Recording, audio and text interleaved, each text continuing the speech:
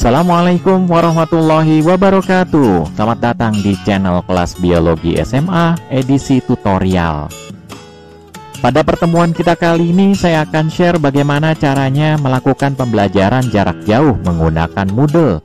Namun tutorial ini dikhususkan untuk siswa sebagai pengguna ya, bukan untuk guru sebagai pembuat konten pembelajarannya. Tutorial ini juga dapat dimanfaatkan untuk orang tua yang ingin memantau aktivitas belajar online putra-putrinya, sehingga orang tua dapat mengetahui apa saja materi yang diberikan oleh guru, tugas-tugas, kuis, ataupun ulangan. Serta orang tua dapat mengetahui apakah putra-putrinya telah mengumpulkan tugas atau belum, sudah mengerjakan kuis atau ulangan apa belum, serta dapat mengetahui nilai yang diperoleh putra-putrinya. Untuk memfokuskan tutorial penggunaan aplikasi Moodle dalam pembelajaran jarak jauh ini, maka pada video ini kita akan belajar tentang bagaimana cara login ke Moodle, kemudian mengenal fitur aplikasi Moodle, cara belajar jarak jauh di Moodle, cara mengerjakan tugas atau kuis ataupun ulangan, serta cara mengetahui nilai yang diperoleh dari tugas, kuis, ataupun ulangan yang telah dikerjakan. Ya, kita langsung saja masuk ke dalam aplikasinya. Pertama-tama buka link halaman Moodle yang diberikan oleh pihak sekolah. Kali ini saya akan menggunakan link Moodle untuk pembelajaran di SMA Negeri 1 Depok ya, sebagai contohnya. Dari halaman link, pada pojok kanan atas tampak adanya icon login. Klik login ya, kemudian kita akan masuk ke menu login. Pada menu login, masukkan username dan password yang diberikan oleh pihak sekolah. Lalu, klik login. Selanjutnya, kita akan masuk ke dalam menu dashboard dari Moodle. Pada menu dashboard ini, kita akan menjumpai tab berbagai halaman. Kemudian ada preview materi atau aktivitas yang pernah dan baru kita buka. Jika kalian baru buka pertama kali, biasanya di sini kosong ya. Tapi kalau kalian sudah pernah membuka atau masuk ke dalam menu pelajaran, maka akan muncul di sini. Selanjutnya ini adalah course overview, yaitu keseluruhan mata pelajaran yang bisa kalian akses dan tiap hari akan terus bertambah seiring dengan materi yang diberikan tiap mata pelajaran. Selanjutnya, yang ini adalah preview tugas yang harus kita kerjakan. Semua terkumpul di preview tugas ini. Namun, saran saya, kita tidak perlu terlalu fokus di sini ya. Lebih baik kita langsung saja masuk ke halaman site home. Ini ya yang halaman site home. Kita klik di sini ya. Pada halaman site home ini kita akan melihat course kategori, yaitu umumnya berisi kumpulan mata pelajaran beserta dengan materi, tugas, kuis, dan ulangan di dalamnya. Karena jumlah mata pelajarannya yang ditampilkan terbatas, sedangkan materi atau mata pelajarannya banyak, maka akan ada menu View More untuk melihat mata pelajaran lainnya di halaman berikutnya. Kita coba klik View More ya, dan ini dia lanjutan dari mata pelajaran yang akan kalian pelajari di kelas 10. Tapi ingat ya, tidak semua mata pelajaran yang ada di halaman site home ini kalian pelajari. Ingat, di kelas 10 kalian sudah dikelompokkan menjadi kelas IPA dan IPS.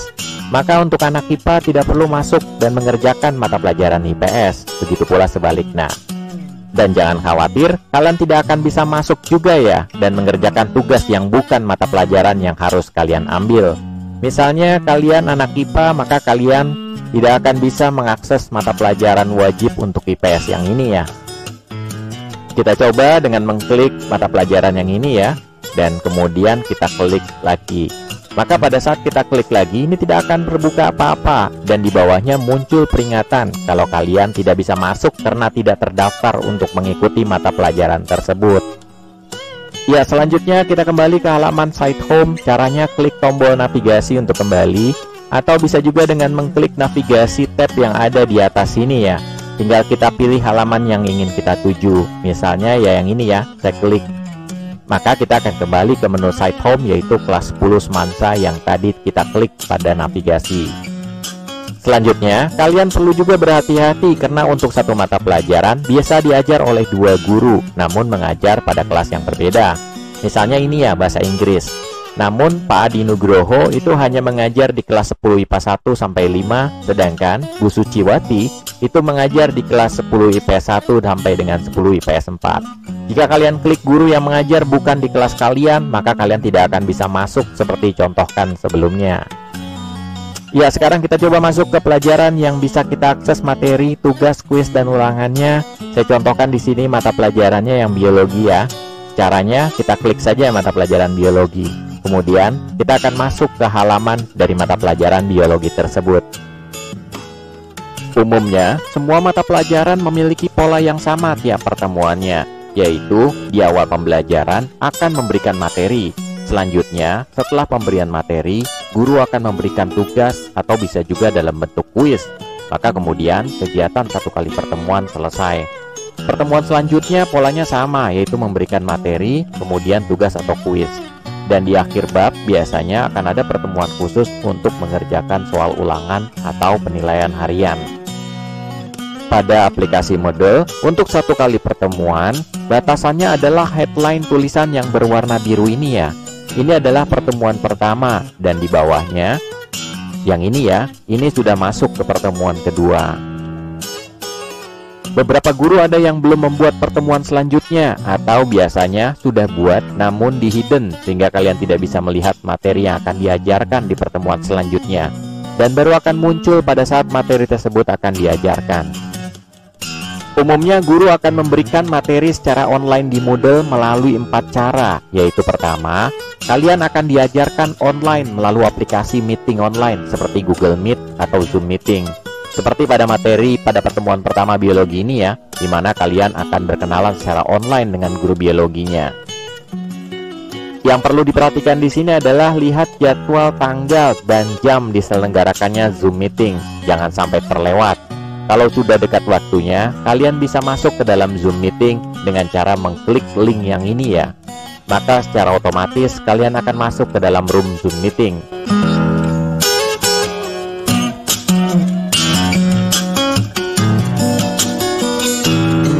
Tunggu sampai guru kamu masuk dan memberikan materi.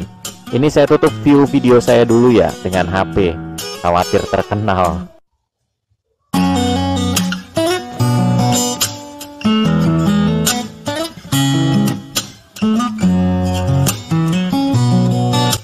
Cara kedua adalah materi pembelajaran bisa disampaikan secara online dengan meminta kalian mempelajari video pembelajaran yang umumnya terkoneksi dengan YouTube.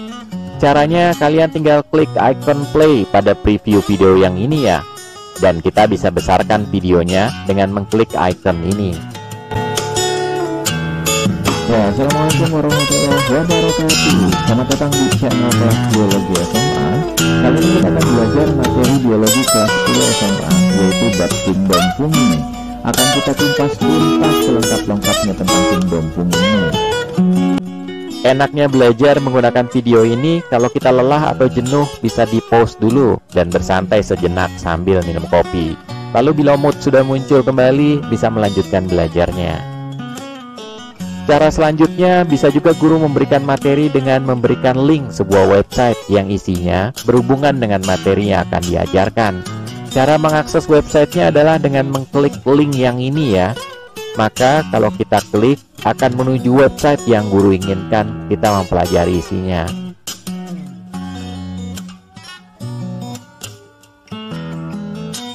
Untuk kembali ke Moodle, kita tinggal klik tombol navigasi back.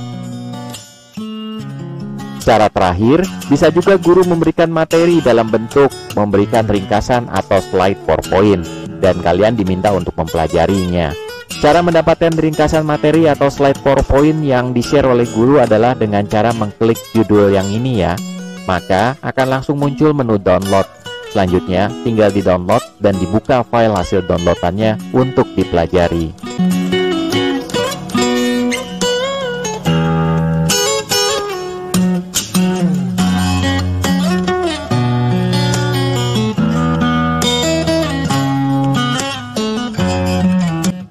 Ya, itulah 4 cara guru menyampaikan materi pembelajaran secara online di Moodle yang umum ya. Di atas hanya sekedar contoh saja, biasanya hanya ada 1 atau 2 cara dalam satu pertemuan. Jarang muncul semua dalam satu pertemuan karena ada keterbatasan waktu juga dalam pembelajaran. Selanjutnya kita bahas bagaimana caranya mengakses kuis atau ulangan.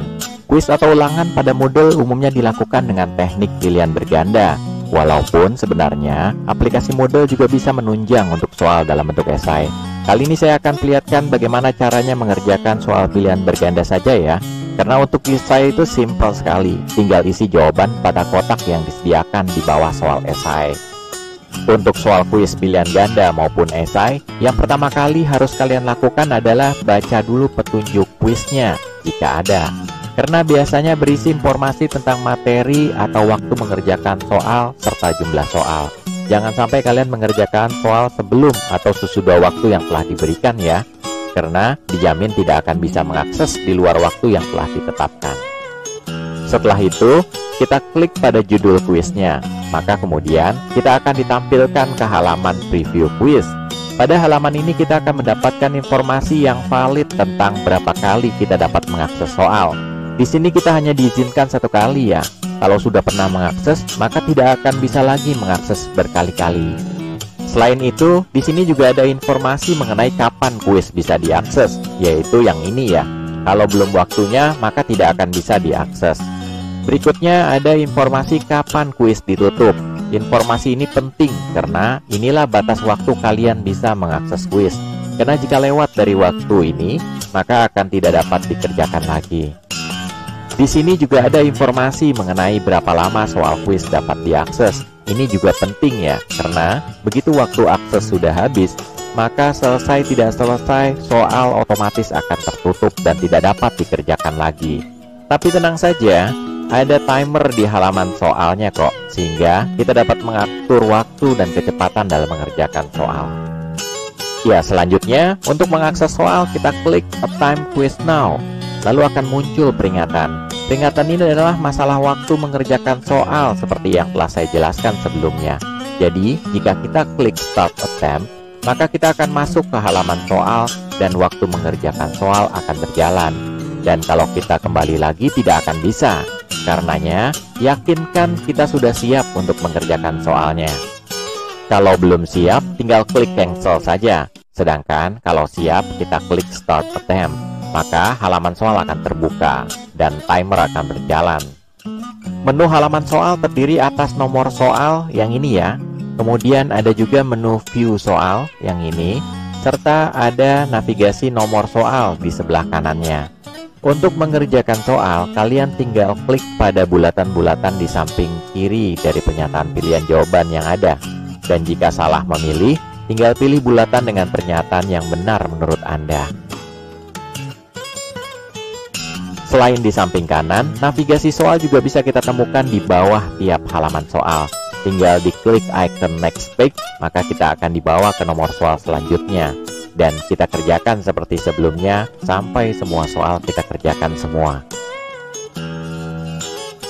Tapi untuk pindah halaman secara cepat, paling gampangnya kita pakai menu navigasi yang ini ya. Tinggal klik nomor soal yang kita ingin lihat, maka akan muncul dengan segera. Pada navigasi juga tampak bahwa soal yang telah dikerjakan pada nomor soalnya akan terarsir warna abu-abu, sedangkan yang belum dikerjakan akan tetap berwarna putih. Jika semua soal telah diisi, maka kita tinggal klik Finish Attempt pada bagian bawah navigasi nomor soal yang ini. Setelah diklik, kita akan ditampilkan Summary of Attempt, di mana kita diperlihatkan nomor soal serta telah diisi jawaban atau tidak. Jika ada yang belum diisi, maka akan muncul tulisan Not Yet Attempt pada soal yang belum dijawab. Dan kita dapat mengisi jawaban pada soal tersebut dengan mengklik nomor soal pada menu navigasi.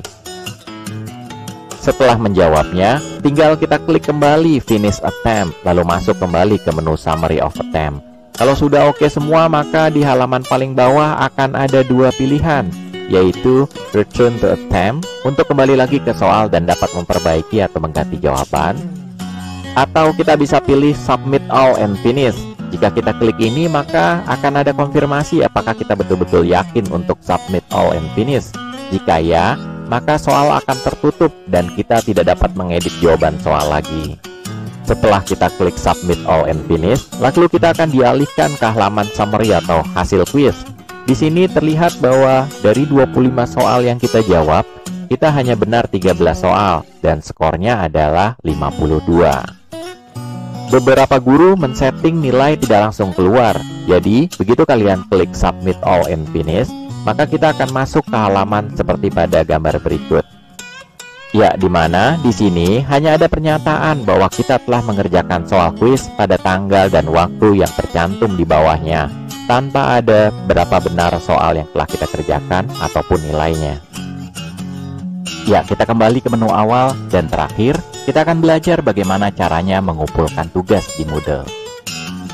Ya, pertama kali kita klik judul tugas pada Moodle, maka kita akan dibawa ke halaman informasi mengenai status tugas. Di sini kita dapat mengetahui apakah kita sudah mengumpulkan tugas atau belum. Jika belum, maka tertulis no attempt pada submission status. Selanjutnya, ada grade status, yaitu jika sudah dinilai tugas kita oleh guru, maka akan muncul nilainya di samping sini. Jika belum dinilai, maka akan tertulis not graded.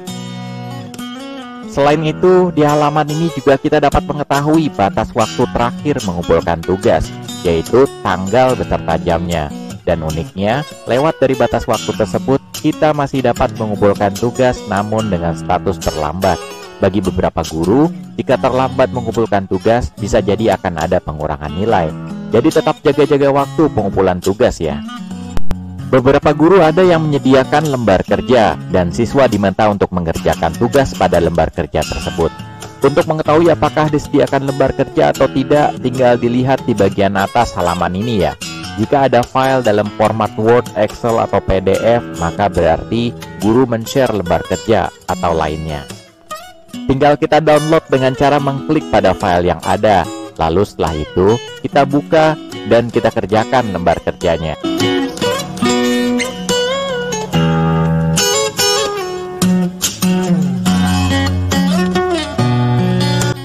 Setelah selesai mengerjakan, simpan file dan beri nama. Setelah itu, kita upload tugas yang telah kita buat ke Moodle. Caranya adalah kita kembali ke halaman informasi status tugas dan kita tarik ke bawah. Di sini, kita akan menemukan tulisan Add Submission. Klik tulisan tersebut dan kemudian kita akan menuju halaman untuk upload file tugas yang sudah kita kerjakan. Cara uploadnya, kita kembali ke folder di mana file tugas kita simpan, lalu klik pada file dan tahan mouse-nya. Lalu tarik dan letakkan ke dalam kotak biru dengan tanda panah ke bawah ini ya. Kemudian lepaskan klik mouse. Maka proses upload akan dimulai. Tunggu sampai nama file dan icon format file muncul ya. Jika sudah muncul, maka kita klik Save Change. Kemudian, kita akan kembali ke halaman informasi status tugas. Dengan status tugas submission, tinggal menunggu dinilai oleh guru. Selain itu, kita juga dapat melihat nama file yang telah kita upload tadi. Ya, sampai tahap ini semua sudah selesai, kalian tinggal tunggu saja guru menilai. Namun, jika kita ingin mengganti file yang telah kita upload, atau kita salah mengupload file dan ingin menggantinya, maka caranya adalah dengan mengklik Remove Submission.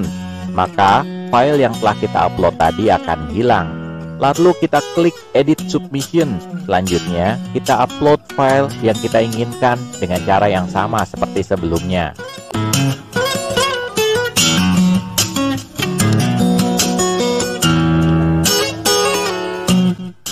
Demikian tutorial cara menggunakan Moodle dalam pembelajaran jarak jauh untuk siswa dan orang tua. Semoga bermanfaat dan sampai ketemu di tutorial-tutorial selanjutnya. Wassalamualaikum warahmatullahi wabarakatuh.